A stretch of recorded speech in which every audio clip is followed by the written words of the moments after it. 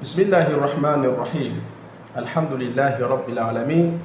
Wa sallallahu ala nabiyyina Muhammadin wa alihi at-tahirin. Allahumma salli ala Muhammadin wa ali Muhammad.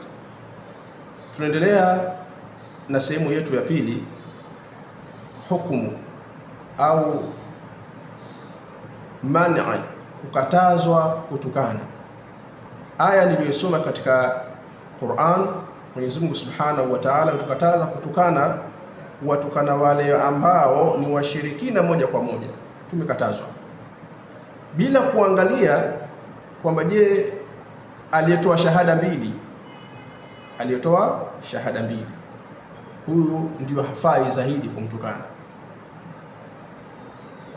Kumtukana mshirikina Qur'ani imetukataza. Sasa iweje leo atokeze mtu yoyote yule akafikia kiwango cha kutukana, kiwango cha kumtukana mtu muumini, muislamu mwenzake? Hadithi ya Mtume inatuambia sibabul muslimi fusuqun wa qitaluhu kufrun. Muumini au mtu kumtukana muumini au kumtukana muslim zimekuja swigha tofauti. Katika swigha nyingine imekuja sibabul mu'mini fusuq, katika swigha nyingine imekuja sibabul muslimi fusuq. Kwa daraja zote hizo, kwa sababu kumtukana muislamu ni ufasiki, yani ni madhambi, ni maasi. Ukiambiwa mtu ni fasik, maana yake ni amefanya maasi, yani sio kwamba katoka kwenye Uislamu, hakutoka kwenye Uislamu, lakini ametenda maasi, kumtukana muumini. Wa qitaluhu kufrun, na kumpiga vita huyo muislamu ni ukafiri. Na pia hapo ukafiri si ukafiri wa kumtoa anil milla, si kama unamtoa katika Uislamu, ni ukafiri ambao ule wa kuzidisha madhambi makubwa zaidi, kwa sababu kuna ukafiri aina mbili.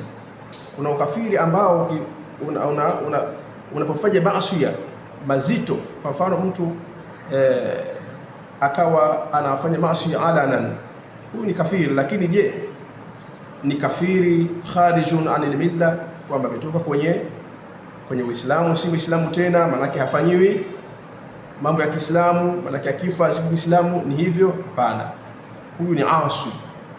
Anayetukana au anapiga watu, anaua watu, huyu anakuwa ni asi, lakini hakutoka kwenye Uislamu, bi maana kwamba atafanywa mambo yote ya Kiislamu. Hii tupinga ile kauli ya baadhi ya watu mashekhe waliosema mtu asiyeswali ni kafiri mutlaqa, na hafanyiwi, hafai kuzikwa, hafai kutolewa, yani manake hafanyiwi, hatakiwi kufanyiwa yale mambo ya Kiislamu. Haya mambo kwamba si sahihi. Muislamu hukubaliwa na shahada mbili, yanayobakia mengine ni tatbiq. Lakini akishatamka shahada mbili, ashhadu an la ilaha illa Allah wa ashhadu anna Muhammadan rasulullah, huyu ni Muislamu, hata kama fi batinihi, yani katika ndani yake, katika undani wake ameficha kitu. Sisi tunaangalia ile dhahiria yake, katamka shahada basi. Na ndio maana hata wale wanafiki walikuwa hawatambuliki hivi, kwa sababu wale wameficha nini? Undani wao, mpaka Qur'ani ije, mpaka mtu atuainishie. Kwa hiyo kumwambia mtu ni mnafiki kwa wewe kama muono wako, utapewa tu kanuni. Lakini na ndio maana leo hatuna makaburi ya wanafiki, tuna kaburi ya Waislamu na makaburi yasiokuwa Waislamu. Basi hatuna kaburi kwamba eti makaburi haya ya wanafiki wanazikwa mbali. Kwa nini? Wanafiki huwezi kuwatambua kwa hivi, kwa sababu wana lugha ya Kiislamu. Tutakuja katika sehemu ya tatu.